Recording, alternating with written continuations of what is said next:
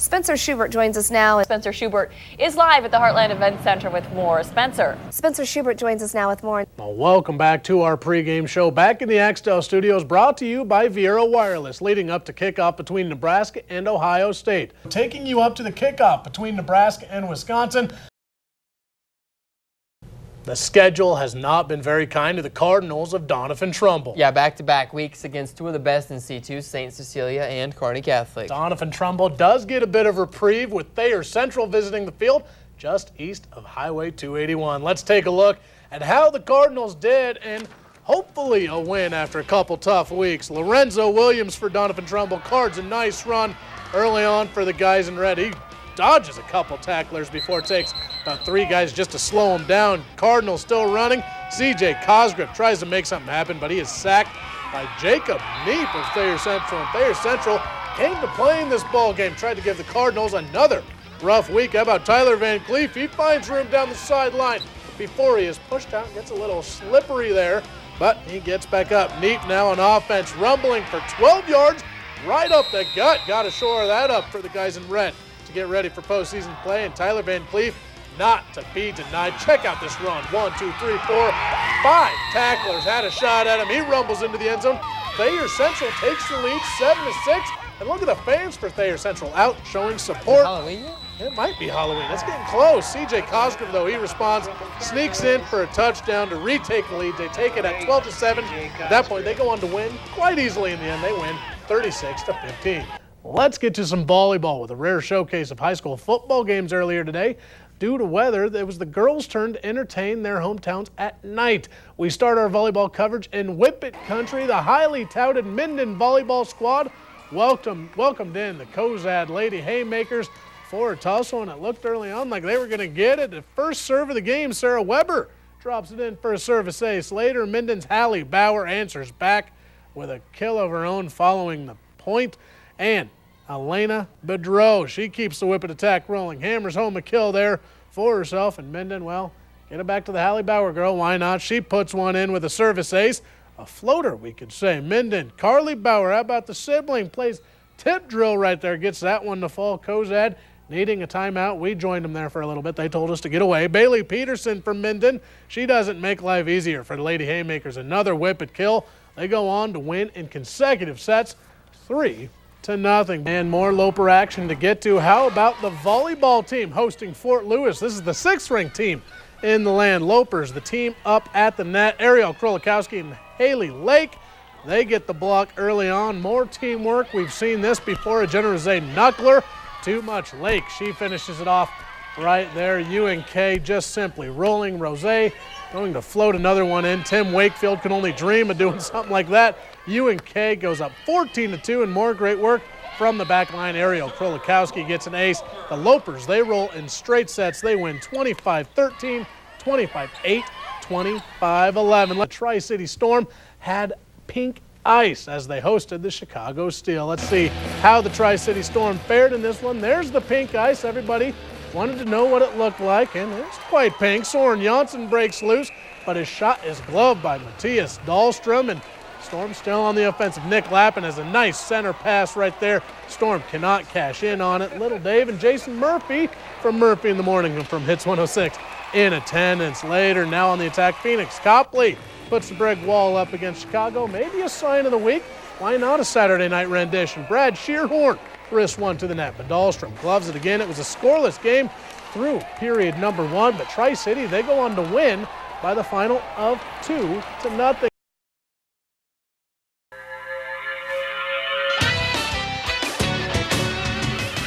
Good evening. Bo Pelini called Nebraska's performance against Wisconsin on Saturday night a joke.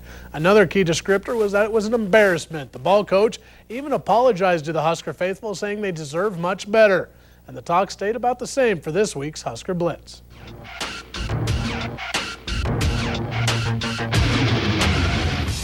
Honestly, I knew that unless we got some things fixed, some of the things that happened the other night would creep up because they crept up in some earlier games. And sometimes those things hurt you, sometimes they don't. We didn't I guess finished drives, or we had a few turnovers, a few mistakes, and I think it got to some people on the team, and we just got to realize, no matter what the score is, you got to finish it out. From what I've seen, I've heard that there was some things that here, one or two things, like I said, something was missed by a receiver, or missed by the quarterback, or a missed block by the offensive line, just one little thing that could have led to a big play that could have turned everything around. It's about technique, it's about fundamentals, it's about your eyes, it's about playing disciplined football.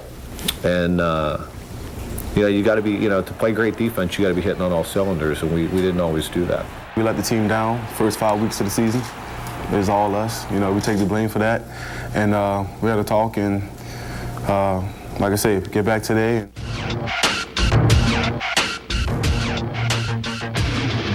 Well, the Huskers did suffer a 48-17 blowout loss to Wisconsin on national television. That's what we all know. It's about as bad as it gets for a team hoping to be a title contender, and while Nebraska might have lost for the first time this year, this isn't uncharted territory for the Big Red. Remember that trip to Norman under Coach Bo Pelini when the Big Red left with a 62-28 loss? How about falling to Missouri at home 52-17 that same year? It's not a fun thing to say for Pelini, but this has been a road traveled before by his team. I've been there before. I've been in this position before, and this is nothing new to me. And it's part of coaching. It's part of the challenge that presents itself. We're looking for the right combinations in a few areas, and we're not afraid to make changes. From football to volleyball, beating Penn State and Ohio State at home to start the Big Ten schedule off right was one thing, but beating Michigan State and number 17 Michigan on the road this past weekend, that adds a little extra flavor. Penn State was 5th in the country, Ohio State 17th. A week later, Michigan State was just outside the top 25, and Michigan was 17th. To say the least, the Big Ten is testing the Big Red early and often. Coach John Cook, he knows the significance of his team playing at 4-0 in conference play. I like what we're doing, and I like the direction we're heading, and I like how they're coming together as a team, and I think our record is a reflection of that against some really good teams.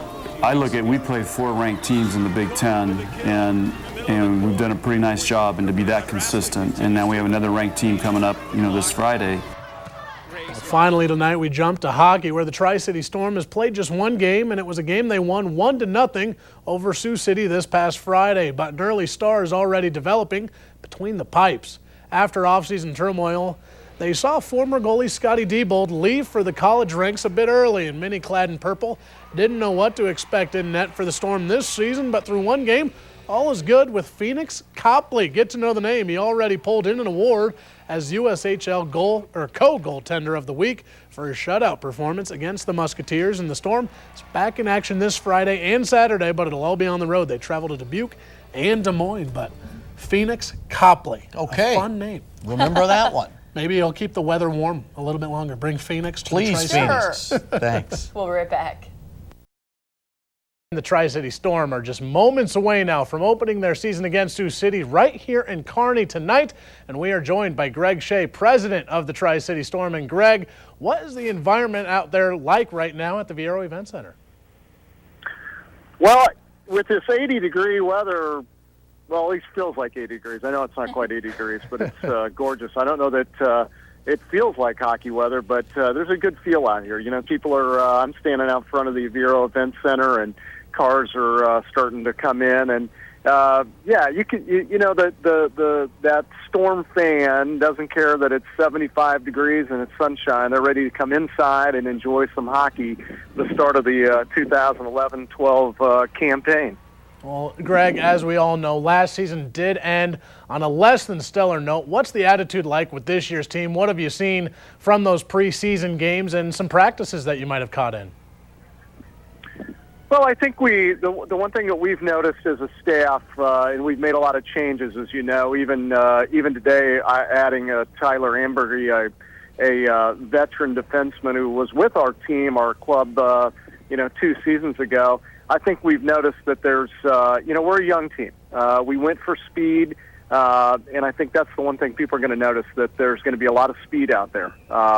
We don't have a lot of veterans on this team, but we're in it for the long haul, meaning it's a 60-game season, and our number one goal is to get into the playoffs. And we know that come the beginning of April, we want to be in the hunt. So I know here we're standing here, it's September 30th, and it's a long ways off, but it really starts tonight at kind of setting the tone, especially with this young crew.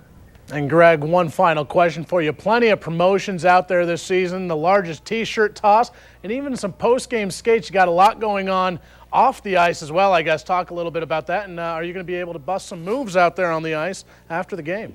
That's right, Spencer. You know, I like to say that we're in the wow business. Yeah, we're in the hockey business, and more than anything, we're in the entertainment business. You know, you're going to come out here to the Viera Event Center. You're going to see some hard-hitting, fast-paced, athletic action with the Storm, and then on top of it, every night that you come to a game, you can bet that there's going to be other things going on, because we truly are in the entertainment business, and we know that in this economy, in this particular time that we're going through, we want people to get the most for their dollar. Well, Greg Shea, once again, the president of the Tri-City Storm. Thank you, Greg, for joining us. He's in the entertainment business. We're in the entertainment business. The wow business. Game 7:05 right here in Kearney tonight against Sioux City. Perfect. We'll be right back.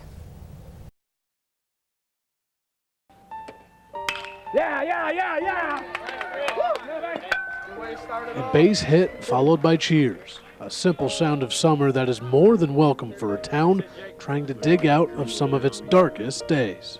I heard the sirens and the ambulances, and sometimes you don't pay attention to it, and sometimes it just hits you, and this time it hit me, and it just gave me a bad feeling. Just 1 month ago, a fatal accident leading to the death of 2 basketball coaches put everything on hold, including a Legion baseball season already 3 games in. No one really wanted to play for a while, and then we postponed a couple of games, but the week after it happened, we were playing, and the first couple of games you could still tell that the kids just weren't ready to be out there yet. After funeral services and time for the town of Broken Bow to heal, head coach Jerry Pomplin knew exactly what he had to do. They asked us if we wanted to continue the season, and I talked to the team, and I think it was pretty unanimous that we all wanted to finish the season. It was very hard to get back out on the field. And future opponents didn't take long to offer condolences. McCook, they gave us wristbands, and the juniors, Cozad gave the juniors hats with 21 on it. It's just nice for them to reach out to us. It's amazing. I mean, people we don't even know are just supporting us, and it's pretty awesome to see all the support that we get. Disregarding the difficulty, the team has shot out to an amazing 15-3 record, already capturing their spot in the league championship game. And it's that good baseball that is healing not only a team, but an entire community. I feel that our hearts are strong and our motivation's very strong, and that's what's carrying us right now. And I think we're going to continue to get stronger as the season progresses here. The ping of a bat, truly bringing in more than just a base hit. Reporting in Kearney, Spencer Schubert, NTV Sports.